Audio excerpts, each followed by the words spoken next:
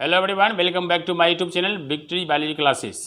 मैं आपका जगह प्रजापति आज की इस वीडियो के माध्यम से क्लास 11th के प्यारे बच्चों के लिए एक्सरसाइज 6 लेकर आया हूं, जिसका नाम है पुष्पीय पादपों की सारिकी या सारिड। एनसीईआरटी में इसको सारिड कहा गया है और इसे सारिकी भी कह सकते हैं। ठीक है, जिसके अंतर्गत हम प्लांट टिश्यू को पढ़ेंगे।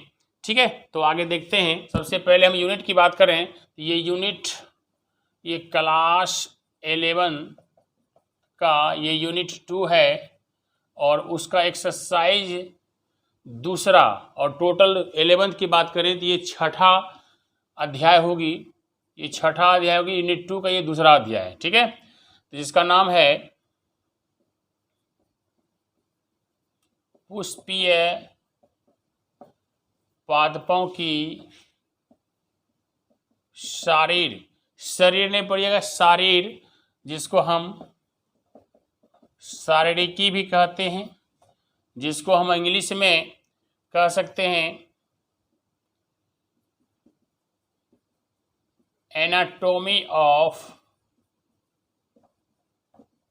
Flowering plant, anatomy of flowering plant या एंजियोस्पर्म। ठीक है, इसको हेडिंग के रूप में हम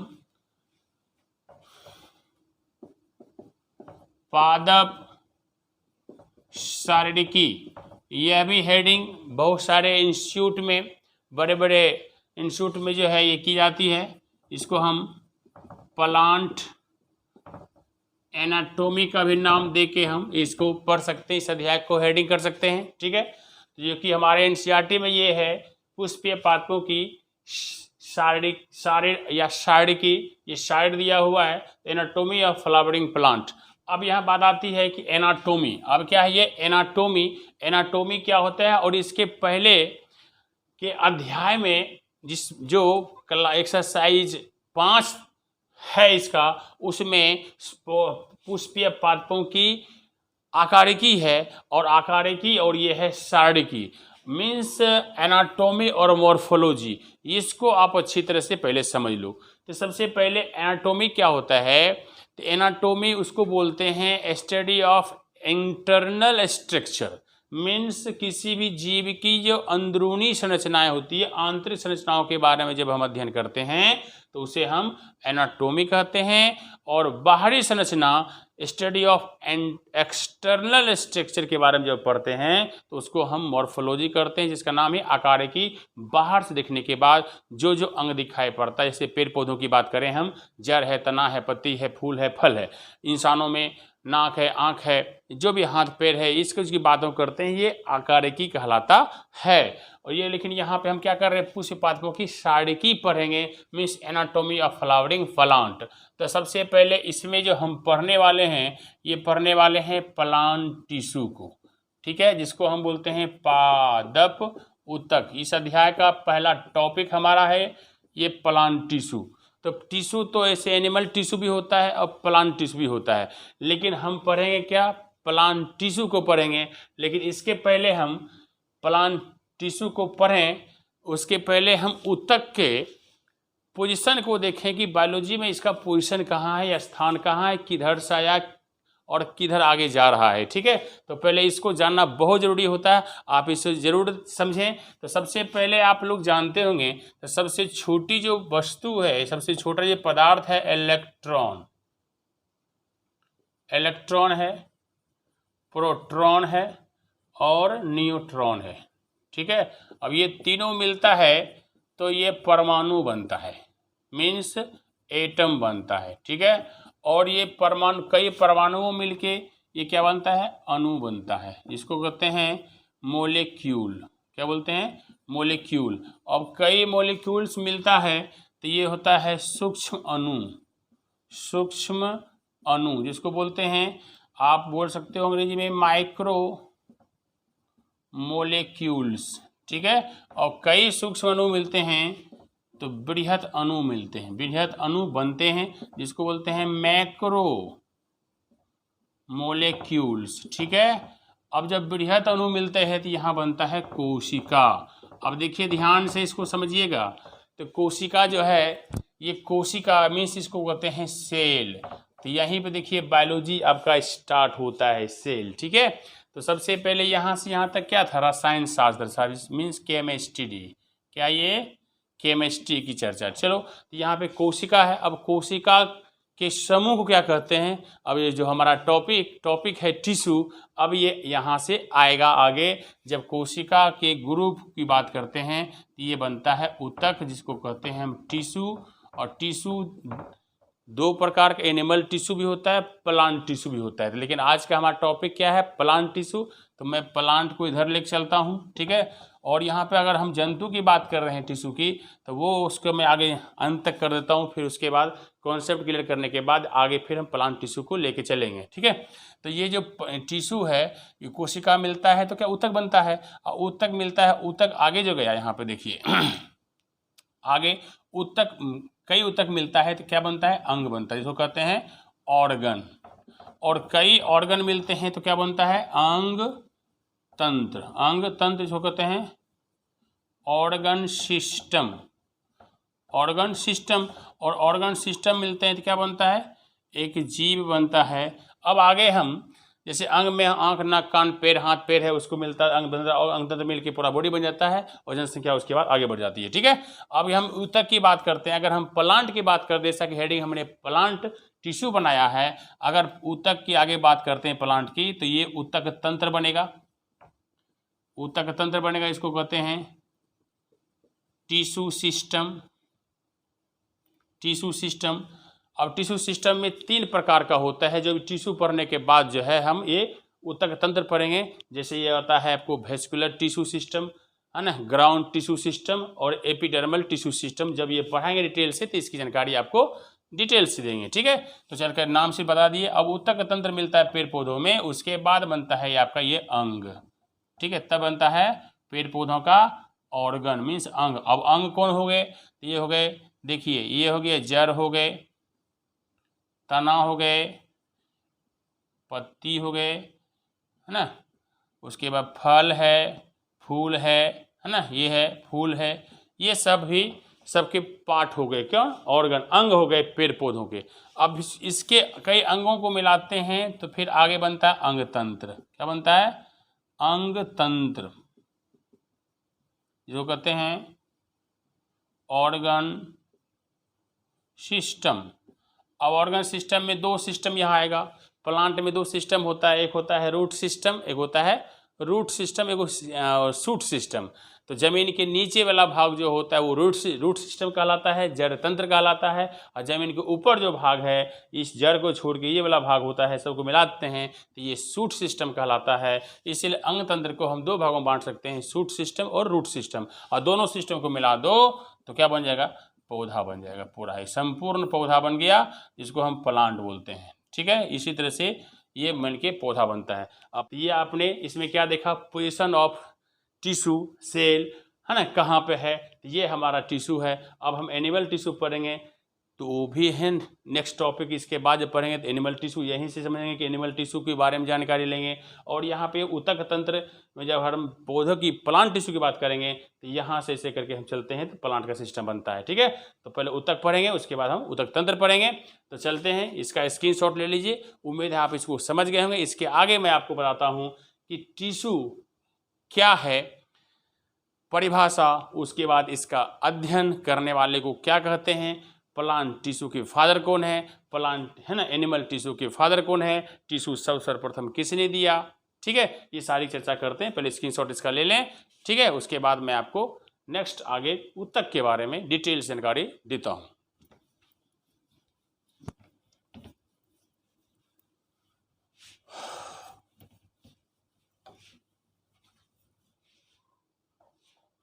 अब देखते हैं ऊतक, ये प्लांट टिश्यू है, प्लांट टिश्यू है, पादप ऊतक। तो सबसे पहले पादप ऊतक में हम देखेंगे ऊतक की, ऊतक जिसको हम टिश्यू बोलते हैं। ठीक है, अब ऊतक जो है ये परिभाषा पहले आती कि ऊतक है क्या, नहीं ऊतक किसे कहते हैं। तो अभी आपने देखा कि कोशिकाओं के समूह को टिश्यू कहते हैं, ऊतक कहते हैं। अब थोड़ी सी बायोलॉजिकल टर्म में मैं आपको परिभाषा बताता हूँ। समान उत्पत्ति एवं समान कार्य को संपादित करने वाली जो कोशिकाओं का जो समूह होता है उसे हम उत्तक कहते हैं। तो हम परिभाषा क्या लिखेंगे? समान उत्पत्ति एवं समान कार्यों को संपादित करने वाली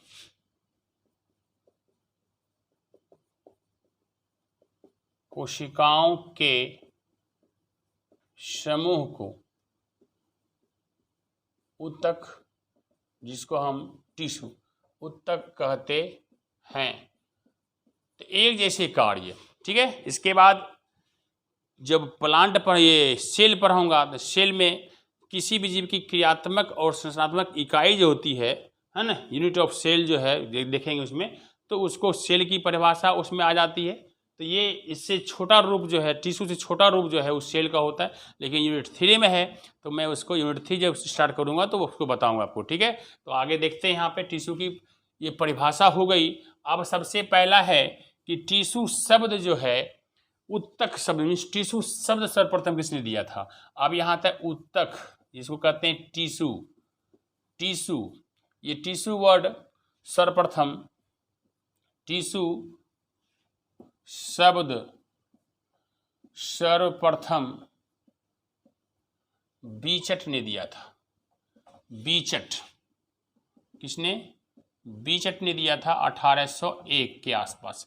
अब 1801-2 की बात कर रहे थे, ट्रेविनस और लेमार्क भी थे जिन्होंने बायोलॉजी शब्द को सर्वप्रथम दिया था, ठीक है। और फादर ऑफ बायोलॉजी अरस्तु होते हैं, वो तो बहुत 400-500 ऐसा पूर्व जो है वो मीन्स बहुत इसके 1801 के बहुत पहले ही 400-500 है ना एडी में दिया गया था, मीन्स बहुत पहले दी गई थी, लेकिन वो बायोलॉजी वर्ड नहीं दिया गया था, है ना। ये मीन्स फादर कहते हैं, जीव विज्ञान के फादर कहलाते हैं, लेकिन ये बायोलॉजी वर्ड जो है वो जीव विज्ञान वो 1801-2 के बीच में दिया गया था, ठीक है, लेमार्क और ट्रेविनस के द्वारा। और उसी समय बीचट ने ये टिश्यू शब्द को भी निर्माण किए थे, ठीक है। आगे बात करें टिश्यू की बात, ये एनसीईआरटी में इसमें चर्चे नहीं है, परिभाषा दी हुई है और क्लासिफिकेशन करके कुछ न कुछ बातें बता दी गई है, ठीक है, मुख्य बातें।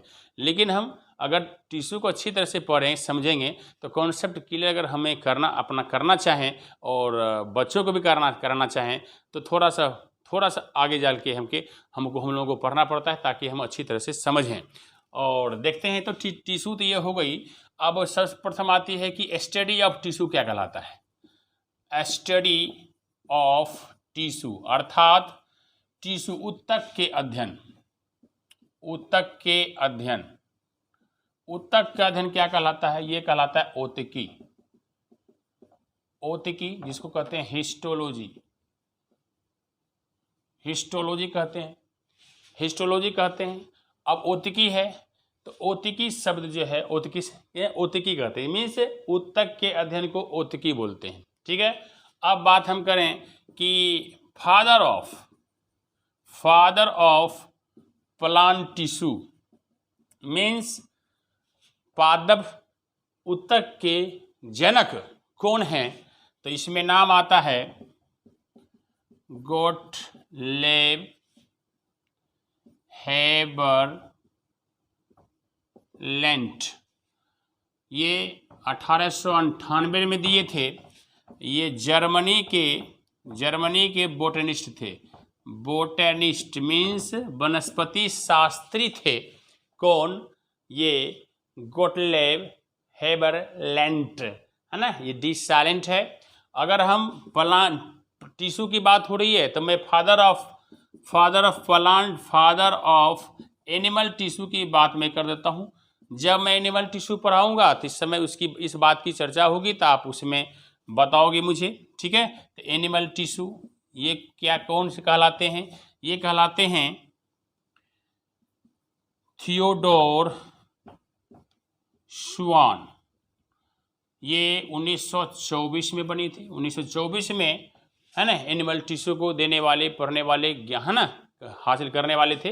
इसीलिए हम इसमें क्या करेंगे, हम एनिमल टिश्यू की बात करेंगे, थियोडोर स्वान की बात आएगी।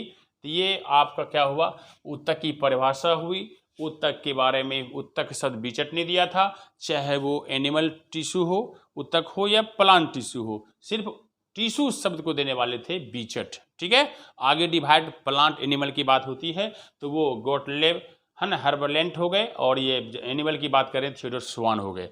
ठीक है, लेकिन अगर हम फिर एक सामान्य रूप में स्टडी ऑफ टिश्यू की बात करें तो वो हम कहलाएंगे कौन, औतिकी उसको बोलेंगे। औतिकी कहलाता है टिश्यू के अध्ययन को, चाहे प्लांट टिश्यू हो या एनिमल टिश्यू हो। ठीक है, तो ये बात आपका टिश्यू के बारे में हुआ। अब हम आगे इसका स्क्रीनशॉट लें और इसके आगे मैं प्लांट टिश्यू का क्लासिफिकेशन करने वाला हूं, आप उसे ध्यानपूर्वक देखेंगे। उसके बाद एक एक करके फिगर के माध्यम से मैं आपको बताऊंगा और कुछ लिखाऊंगा भी, समझाऊंगा भी। ठीक है, तो एक एक वीडियो में आप लगातार हर पार्ट में शुरू से अंत तक लगे रहेंगे, ताकि आपको हर चीज़ इसको देखते सुनते ही आपको समझ में आ जाएगी। ठीक है, तो चलिए इसका स्क्रीनशॉट लीजिए, फिर मैं आगे क्लासिफिकेशन करता हूँ।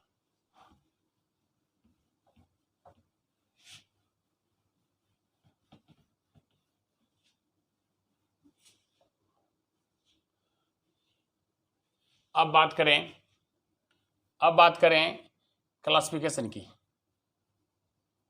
पादप ऊतक का वर्गीकरण करते हैं। Classification of plant tissue. चलिए ध्यान से, इसको दो भागों में बांटा गया है।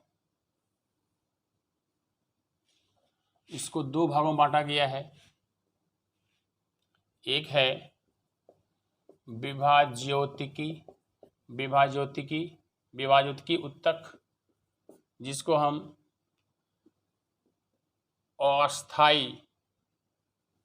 अस्थाई ऊतक भी कह सकते हैं, या इसको हम मेरिस्मेटिक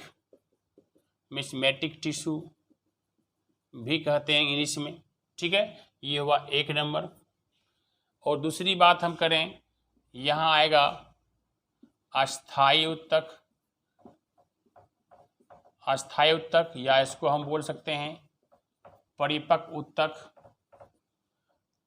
इसको हम बोलेंगे परमानेंट टिश्यू, मैच्योर टिश्यू। ठीक है, ये होगी आपका दूसरा नंबर। अब हम विभाजित ऊतक की बात करें तो इसमें दो पार्ट आ जाते हैं। मैं चर्चा क्लास में थोड़ा डिफर टाइप का किया, सब कुछ वही होगा, बस कुछ किताब में ऐसा, कुछ में ऐसा, कुछ में ऐसा, तो मैं आपको दोनों तरह से बताता हूँ, घबराने की बात नहीं है। ठीक है, तो देखिए, तो मेरिस्मेटिक टिश्यू दो प्रकार के होते हैं। अगर उत्पत्ति की बात करते हैं हम हैं तो उसके आधार पर, और उसके बाद संरचना के आधार पर करते हैं तो अलग अलग हो जाता है। ठीक है, तो लेकिन पढ़ेंगे सब वही चीज़। ठीक है, देखिए समझिएगा ध्यान से। इसको कहते हैं विभाजित ऊतक जो होता है वो दो प्रकार का होता है। एक होता है प्राथमिक, इसको मेरिस्टेम भी शॉर्ट में मेरिस्टेम कह सकते हैं। प्राथमिक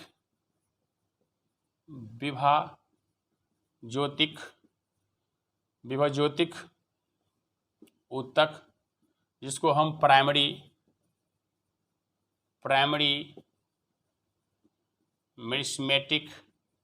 मेरिस्मेट है ना, मेरिस्टेम भी कह सकते हैं। मेरिस्टेम या टिक पूरा करेंगे लिख सकते हैं टिश्यू। मैं आगे शॉर्ट में लिखूंगा, इसको प्राइमरी एमटी कर देंगे तो समझ जाइएगा। ठीक है, तो ये पूरा नाम लिख दिए। और दूसरा होता है सेकेंडरी, इसको प्राथमिक और जिसको कहते हैं द्वितीयक विभाज्योतिक ऊतक। ठीक है, इसको बोलते हैं सेकेंडरी मेरिस्मेटिक टिश्यू। लो शॉर्ट कर दिए। ठीक है, अब इसमें जो हैं, अगर हम ये तीन प्रकार की उत्पत्ति के आधार पर ये दो हो गए, अगर हम संरचना के आधार पर करते हैं तो विभाज्योतिक ऊतक तीन प्रकार के हो जाते हैं, एपिकल, लेटरल और इंटरक्लेरी। लेकिन मैं आपको एक थोड़ा सा फिर से नए ढंग से मैं बंटवारा आपको कर दूं ताकि और अच्छी तरह से आपको समझ में आ जाए। तो ये प्राथमिक विभूति उत्तक ये दो प्रकार के होते हैं, देखिए ध्यान से। ये होता है एपिकल मेरिस्टेम, ये शॉर्ट में लिख दिए, पूरा लिख सकते हैं, मेरिस्मेटिक टिश्यू भी लिख सकते हैं इसको, ठीक है। तो शॉर्ट में मैं आपको ये लिख रहा हूँ, ठीक है। एपिकल, इसको बोलते हैं शीर्षस्थ विभाज्योतिक। अगर पूरे लिखना है मेरिस्मेटिक करिए दीजिए, मेरिस्मेटिक लो टिश्यू ये एपिकल होता है। शीर्षस्थ विभाजित की उत्तक यहाँ कहलाएगा। ये सबसे उत्तक फिगर के द्वारा हम देखेंगे समझेंगे। ये हो गया। और दूसरा जो यहाँ पर होगा, दूसरा होता है ये इंटरकेलरी। क्या होता है? इंटरकेलरी मेरिस्मेटिक टिश्यू बोलते हैं। अंतःवेशी विभाज्योतिक उत्तक, देखो हिंदी में हो गया। ये दोनों टिश्यू जो हैं ये प्राथमिक कहलाता है। अब द्वितीयक जो है, द्वितीयक जब ये तैयार हो जाएगा, ये जब नए नए आगे पत्ता बढ़ते जाता है, नए नए पौधा आगे बढ़ते जाता है, जब ये पुराना हो जाता है, इसके बाद जो अंग उत्पन्न होता है अंदर में, उसको बोलते हैं द्वितीयक। जिसको बोलते हैं द्वितीयक बोलो, या नहीं तो इसको बोल सकते हैं, इसी को बोलते हैं हम लेटरल मेरिस्मेटिक टिश्यू, ठीक है। द्वितीय विभाजित को बोलिए या नहीं तो लेटरल मेरिस्मेटिक टिश्यू बोलो। इसी में कॉर्क कैम्बियम, तना कैम्बियम ये सब आएगा। इंट्रासेल्युलर स्पेस जो भी है इसके अंतर्गत आएगा, ठीक है। तो या ऐसे कर सकते हो। विभाजित की उत्तक मुख्य रूप से 3 प्रकार का होता है, एपिकल है, इंटरकेलरी है और लेटरल है। तो लेटरली को ये द्वितीयक बोला जाता है, ठीक है। ये दोनों मिलके प्राथमिक बना दिया, क्योंकि पहले यही दोनों का निर्माण होता है पेड़ में, ठीक है। उसके बाद ये, इसके बाद ये इसका निर्माण होता है, फिर द्वितीयक कहलाता है, ठीक है।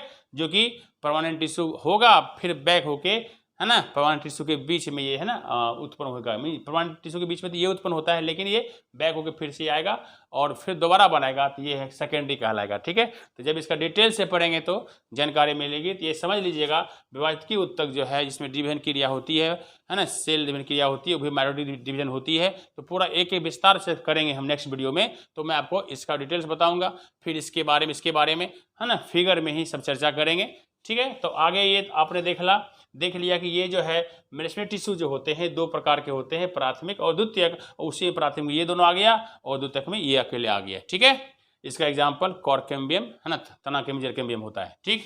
अब बात करते हैं हम हैं ये परमानेंट टिश्यू का। परमानेंट टिश्यू अस्थायी उत्तक इसको बोलते हैं। और इसमें जो होता है डिवीजन क्रिया नहीं होती है, डिवीजन क्रिया समाप्त हो जाती है, मीन्स विभाजन नहीं होता है। इसका पहला नाम है सरल अस्थायी उत्तक। सरल अस्थायी उत्तक इसको बोलते हैं सिंपल परमानेंट टिश्यू, ठीक है। और एक ये हुआ, और इसका दूसरा जो बेटा है वो है जटिल अस्थायी उत्तक, जिसको बोलेंगे हम कॉम्प्लेक्स परमानेंट टिश्यू, ठीक है। अब इसकी बात करें हम, इसकी मैं चर्चा में कर देता हूँ। इसमें भी 2 प्रकार के होते हैं, प्राथमिक और द्वितीयक होता है। तो उसकी चर्चा में जब डिटेल्स होगा, जगह स्पेस कम होने के कारण मैं यहाँ पे लिखा नहीं, जब इसको मैं बताऊँगा तो ये बताऊँगा आपको कि अस्थायी उत्तक भी 2 प्रकार के होते हैं, प्राथमिक और द्वितीयक, ठीक है। तो उसमें कौन से कौन आएंगे, चलो। तो सरल अस्थायी उत्तक ये 3 प्रकार का होता है, ठीक है। होता सबसे पहले है पेरेनकाइमा।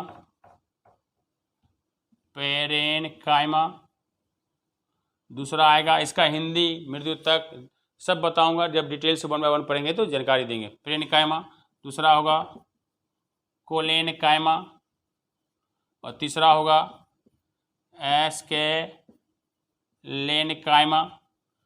ये तीनों पढ़ेंगे तो सरल अस्थायी उत्तक हमारा खत्म होगा। उसके बाद जटिल अस्थायी उत्तक की बात करते हैं, तो इसमें भी क्या होता है, 2 पार्ट आते हैं, ठीक है। इसमें 1, 2 और ये हुआ 3। इसमें जो 1 आएगा तो ये आएगा, 2 प्रकार के होते हैं, जाइलम, जाइलम जिसको हम दारू बोलते हैं, है ना, और दूसरा होता है फ्लोएम, फ्लोएम जिसको हम ऐसे फ्लोएम लिख सकते हैं। ये इसको हम बास्ट बोलेंगे, ठीक है, ये बास्ट बोलेंगे। ये जटिल स्थायु तक 2 जाइलम फ्लोएम पढ़ेंगे।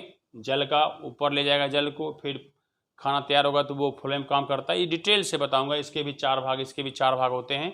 मीन्स 1 बाय 1 करके जब पढ़ेंगे तो ये आज आपने क्या देखा कि टिश्यू के बारे में जानकारी आप देखे कि टिश्यू क्या है, टिश्यू को वर्ड किसने दिया, है ना, फादर ऑफ प्लांट टिश्यू कौन कहलाते हैं, फादर ऑफ एनिमल टिश्यू कौन कहलाते हैं, और पोजीशन ऑफ टिश्यू कहाँ है, और क्लासिफिकेशन मैंने टिश्यू को किया। तो ये पूरा आप इसमें माजरा समझ में आ गया होगा कि इतना सारे चीज़ को हम पढ़ेंगे तो हमारा प्लांट टिश्यू जो है वो खत्म होगा। उसके बाद हम ऊतक तंत्र पढ़ेंगे। तो यहाँ पे मैंने आपको एक चार्ट बनाया और इसी पूरे संपूर्ण भागों को हम एक एक करके पढ़ेंगे। तो नेक्स्ट वीडियो में मैं आपको ये क्लास 11 का जो वीडियो नेक्स्ट लेकर आऊँगा मैं आपको बताऊँगा विभाजकीय ऊतक के बारे में, जिसमें हम प्राथमिक, द्वितीयक और उसके भाग दोनों हैं, एपिकल है और इंटरकेलरी और सेकेंडरी। ये इतने बातों को चर्चा करूँगा। फिर नेक्स्ट वीडियो में परमानेंट टिश्यू की बात करूँगा उसके नेक्स्ट में, ठीक है। तो उम्मीद है आपको ये कॉन्सेप्ट समझ में आया होगा, था ना। तो आप मेरी वीडियो को लाइक करें, सब्सक्राइब करें, ठीक है, ताकि आपको हर वीडियो का नोटिफिकेशन आपको पहले जानकारी मिले। तो चलिए फिर नेक्स्ट डे मिलते हैं, तो नेक्स्ट वीडियो के साथ विभाजकीय ऊतक जिसको हम मेरिस्टेमेटिक टिश्यू बोलते हैं उसके साथ मिलते हैं। तब तक के लिए गुड बाय, बाय बाय।